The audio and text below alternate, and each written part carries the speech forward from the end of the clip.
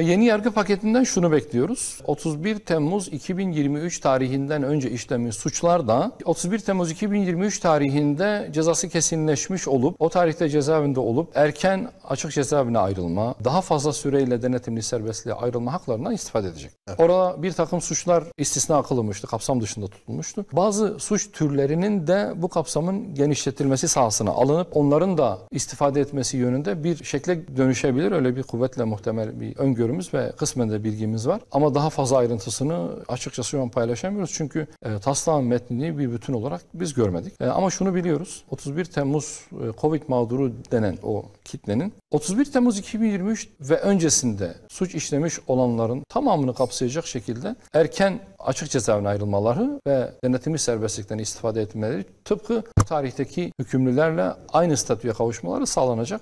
Az önce ifade etmiştim. O cümleyi de bu konuya özellikle hasretmiştim. Çünkü biz de bu konuda bir kanun teklifi verdik. Cezasızlık algısının olmaması gerektiğini, kişinin yanına yapılanın kar kalmaması gerektiğini ifade ettik ama suçlular ve mahkumlar arasında bir ayrım gözetilerek, bir fark gözetilerek kimine erken tahliyeyi sağlayıp kimine erken tahliye sağlamamak da eşitlik ilkesine aykırı olacağı için bir kişi için uygulanmış olan bir imkanın diğerinden esirgememesi gerektiği fikrinden hareketle biz 31 Temmuz Covid mağduru denen o hükümlülerin de bundan istifade etmesi için kanun teklifi vermiştik. Şayet kapsamı genişletilmezse bizim kanun teklifimizin neredeyse belki birebir benzeri teklif olarak gelecek ve bu muhtemelen bayram öncesi geçecek ama bizim elde ettiğimiz bilgilere göre bu kanun kapsamının suç türleri bakımından başka suçları da kapsaması. Örneğin belki terör suçlarından mahkum giymiş, yani eyleme karışmamış, siyasi fikirlerini ifade etmesinden kaynaklı ceza almış olanların bazılarını kapsayabilme ihtimali var. Şimdi görebildiğimiz kadarıyla süreçte bir aksaklık yok görünüyor. Çünkü bu tür süreçler evet sancılıdır ve zaman isteyen süreçlerdir. İşin açıkçası hani 40 yıllık bir çatışma, terör, karışıklık adına ne derseniz deyin. Bu sürecin sonlandırılması, sonlandırma teklifi, buna verilen olumlu cevap, buna karşı işte örgütün kongresini toplaması, silah bırakacağını söylemesi, kendini hatta feshettiğini ilan etmesi ve beraberinde bunun sonuçlarının da artık yavaş yavaş konuşulduğu bir düzlemde bir sorun görünmüyor. Ama biz isteriz. Bir an önce bu silah, şiddet, Kürt meselesi bağlamında konuşulan meseleler olmaktan çıksın. Biz artık gerçekten Kürt meselesini olması gereken zeminde, siyaset zemininde meşru vasıtalarla konuşabilelim. Kimse Kürt meselesini, yani Kürtlerin meşru hak ve taleplerini bölünme, terör parantezine alıp bir kenara itemesin. Çünkü örgütün bugün kullandığı silah, göstermiş olduğu şiddet bu meselenin hakkıyla konuşulmasının önündeki en büyük engel. Bu engelin bir defa bertaraf edilmesi gerekiyor. Bu yönde bir irade var. Destekliyoruz. Yani Türkiye'nin terörden arındırılması, Kürt meselesinin şiddet bağlamından çıkarılması, bölünme paranoyasının gerekçelerinin ortadan kaldırılması elbette önemlidir. Ama her zaman ifade ettiğimiz gibi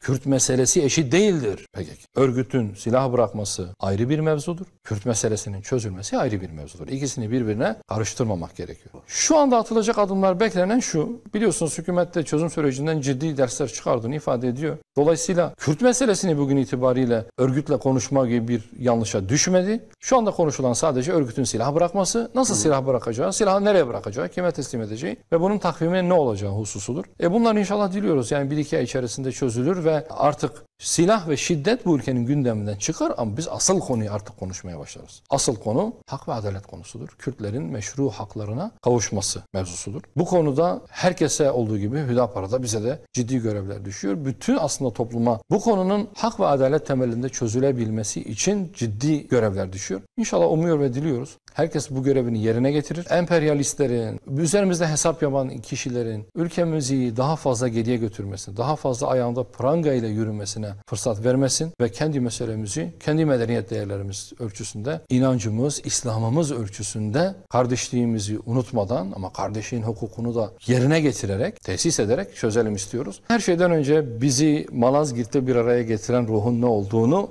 ortaya koymamız lazım. Biliyorsunuz Malazgirt'te Selçuklu ordularıyla Rom orduları karşı karşıya geldiler. Selçuklu ordusunun yanında, yanı başında 10 binlerce Kürt süvari vardı. Ama Roman Diyojen'in ordusunda da Türkler vardı.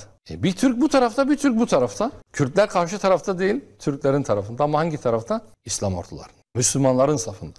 Yani Malazgirt bir kavmin, bir milliyetin davası değildi. Bir savaşı değildi. Malazgirt'te hak ve batıl mücadelesi vardı. Haçlılara karşı Hilal'in savaşıydı. Müslümanların ruhuydu, İslam'ın ruhuydu. Eğer bu zaviyeden bakıyorsak çok isabetli bakıyoruzdur ve bizi de kardeş kılanın İslam olduğunu ve İslam'ın adaleti temelinde bu kardeşliğimizi bugüne kadar getirdik. 1000 yıl geçti. 10 binlerce yıl daha devam ettirebiliriz. Yeter ki biz bizi kardeş yapanın İslam olduğunu unutmayalım ve İslam'ın adaletini de başka hiçbir şeye feda etmeyelim. Eğer bunu yapabilirsek kardeş olduğumuzu hatırlayabilir, hukukumuzu İslam temelinde tesis edebileceğimize dair inancımızı pekiştirebilirsek, bu ruhu devam ettirirsek inşallah biz bütün sorunlarımızı da çözeriz. 1000 yıllık birliktelik diyoruz ama maalesef bu CHP'nin o Kemalist zihniyeti Cumhuriyet öncesi ile ta Malazgirt'e kadar olan tarihi yeni nesile unutturdu. Hiç yaşanmamış bir tarih gibi gösteriyor.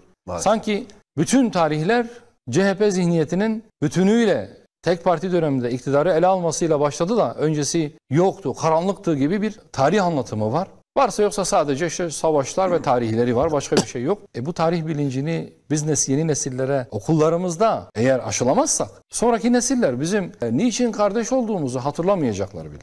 Örgüt silah bırakırsa bunu yaparız. Örgüt silah bırakmazsa bunu yapmayız gibi. Yani örgütün alacağı bir karara bağlamak yanlış. Elbette örgütün şiddetinin, silahının olmadığı bir ortamda konuşmak daha kolay. Ön yargılardan sıyrılmak daha kolay. Korkuları bir kenara atmak daha kolay. Çünkü örgüt silah kullandığı müddetçe toplumun, özellikle Anadolu insanının zihninde Kürtler haklarını istediğinde bu ülkeyi bölecekler korkusu depreşiyor. Tıpkı dindarlar başörtüsü mücadelesi verdiğinde irtica gelecek korkusu depreştirildiği gibi. Bu ön yargılar, bu korkular var. Ama bu korkuları besleyen örgütün şiddeti ve silahı da var. Bunun devre dışı kalması Kürt meselesinin daha makul, daha kabul edilebilir, daha sağlıklı bir zeminde konuşulmasını ve nihayetinde çözülmesini beraberinde getirecek. Yeni anayasada onlardan bir başlık ve belki en önemli başlıklardan biri. Kesinlikle her tarafta aynı mücadele gösterilmeli. Yakın tarihte Büyükşehir Belediyesi seçimlerini kazanmış tanıdığım bir siyasetçinin ağzından aktarıyorum. Gerçekten eğer devlet, belediyeleri ciddi manada denetleyebilirse, yerindelik denetimi yapabilirse belki cari açıktan biz kurtulabiliriz. O derece büyük bir kara delikten bahsediyoruz. Ciddi miktarda bir geliri var belediyelerin, devasa bütçeleri var. Evet. Ama bunlar gerçekten olması gerektiği kadar olması gerektiği yerde kullanılıyor mu? Buna kimse evet diyemiyor. Bunun partisi önemli değil. Yani A partisindekiler yanlış uyguluyor, B partisi doğru uyguluyor diye bir maalesef kategorizasyon yapamıyoruz. Bu bütün belediyeler için böyle. Şüphesiz belediyecilik hakkını veren, yüz akımız olan, tebriği hak eden çok sayıda belediyemiz de var. Ama olumsuz örneklerini görebildiğimiz A partisi, B partisi fark etmez. Belediyeler de mevcut. Ve bunlar yüksek bütçeli belediyeler. Bunlara karşı da bir kanun düzenleme, bir teftiş, bir denetleme gerçekten şart. Çünkü evet biz yerel yönetimlerin güçlendirilmesi gerektiğini söylüyoruz. Yani merkezi, katı merkeziyetçi yönetim anlayışının Türkiye'yi taşımadığını biliyoruz, görüyoruz. Çünkü Ankara'dan görünenle taşradan görünen aynı değil. Yerel yönetimler güçlendirilmeli, doğru. Yerinden kararlar alınmasının önü açılmalı, doğru. Ama kontrol, teftiş ve bu mekanizmaları hayata geçirecek kanuni düzenlemeler de gerçekten şart.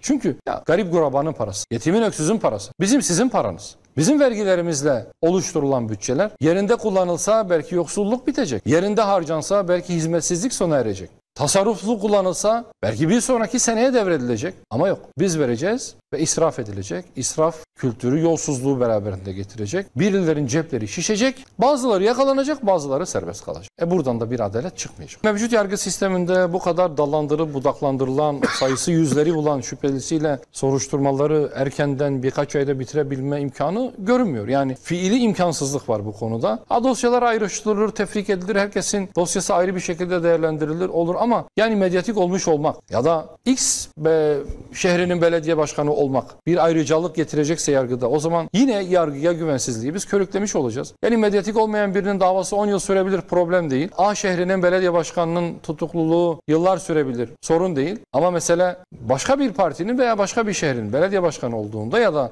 medyatik kişilerin yargılaması söz konusu olduğunda elimizi çabuk tutalım, yargı hızlansın demek de yargıya olan güveni zedeleyecek. Dolayısıyla evet, yargılamalar şeffaf yürümeli, soruşturmalar hızlandırılmalı, keyfi bir erteleme söz konusu olmamalı. Ama tabii ki kamuoyunun yakından takip ettiği soruşturmaların da enforme edilmeden yürütülmemesi gerekiyor. Tabii soruşturmanın selametine halel getirmemek kaydıyla. Bugünden yargılananlar, tutuklananlar, tutuksuz yargılananlar, hakkında soruşturma açılanlar, hakkında soruşturma açıldı açıklığı peşinen suçludur diyebilecek pozisyonumuz yok bizim. Ona mahkemeler karar verecek. Beraat-i zimmet asildir. Kişi mahkeme tarafından suçlu olduğu kesinleştirilmeyene kadar biz kimseye suçlu diyemeyiz. Masumiyet karinesi var. Ama bu olan biten, medyaya sızan, piyasada konuşulan ve muhataplarının savunma argümanlarıyla gelişen süreçte de ya bu iş tamamen siyasi bir işmiş, bunun içinde herhangi bir yolsuzluk yoktur diyemiyorsunuz. Çünkü böyle bir kanaati size mevcut tablo vermiyor.